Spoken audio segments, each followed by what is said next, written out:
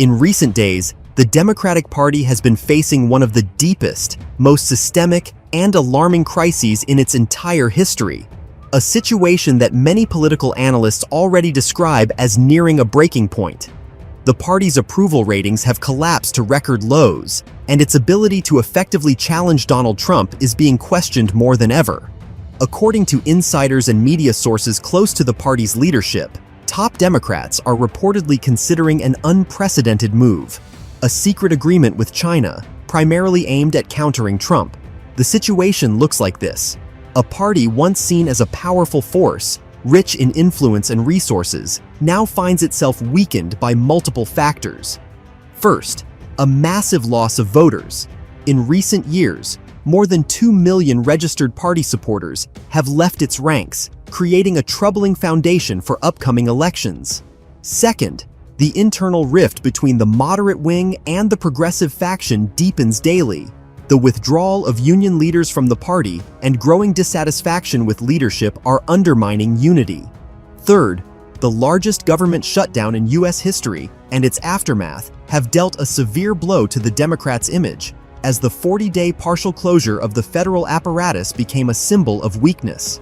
Against this backdrop, several major publications note that party leaders are beginning to realize that, under current conditions, direct confrontation with Trump may be unwinnable. And this is where a theory once dismissed as conspiracy now increasingly emerges as a working hypothesis. Democrats are holding quiet negotiations with Chinese officials to strike a deal beneficial to Beijing and cooperate toward a shared goal, shifting the balance of power against Trump. The story surfaced thanks to sources in several influential media outlets which report that party strategists, several members of Congress, and Democratic Party officials are already considering the option of a deal with China.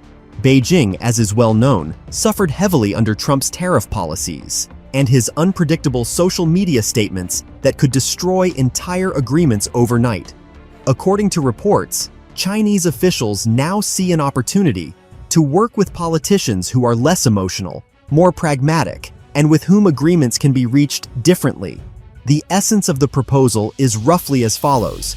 China would agree to ease trade pressure and relax some retaliatory measures against American sanctions and tariffs, while the Democratic Party, both publicly and discreetly, signals to the world that it is shifting to a strategy of dialogue, ready for friendship and willing to prioritize stability over populism. In exchange, Democrats would gain access to Chinese resources, information channels, and support from Beijing on key issues that could weaken Trump's position on the international stage. But of course, it's not that simple. First, China is a geopolitical competitor and potential adversary of the United States, a point reiterated by countless analysts and military reports. Democrats fully understand the risks. Openly aligning with Beijing would mean political self-destruction before their voter base, which fears Chinese influence. Second, internal resistance is growing. Progressives and working-class supporters view such an alliance as a betrayal of core ideals, asking, how can we make deals with a regime that behaves aggressively? Nevertheless, sources claim that bargaining is underway even now, adding that a working group is being quietly formed under the cover of a major political foundation, where participants, under the guise of an Asia-Pacific Strategic Forum, discuss soft forms of coordination between U.S. Democrats and China. Even within the Democratic Party, quiet discussions have begun. If we cannot defeat Trump directly, we must find a way to go around him. And China, taking blow after blow from tariffs, coalitions, restrictions on rare earth metals, and technology export bans, sees an opportunity to gain an American ally, even a shadow one, that can help destabilize Washington's strategy. This mutually beneficial, though risky move could become the very card Democrats play to shift the balance of power.